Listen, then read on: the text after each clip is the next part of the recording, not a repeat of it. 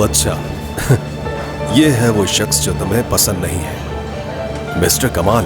और आज तो वो अपनी पूरी फैमिली के साथ यहाँ डिनर पर आए हुए हैं। बाबा। अरे भाई, अब मैंने क्या गलत कह दिया? खामोश रहेंगे प्लीज। पुरसुकून रहो मेरी तरफ से। इस रेस्टोरेंट में आने की क्या जरूरत थी कमाल?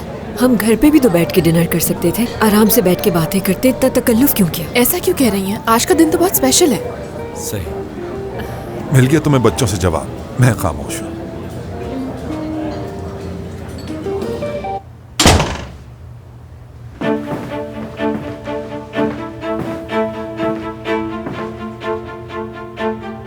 शुक्र है कि तुम आ गई। ये बताओ, तुम मेरी कॉल का जवाब क्यों नहीं दे रही थी? मसरूफ थी मैं माजिदा साहिबा।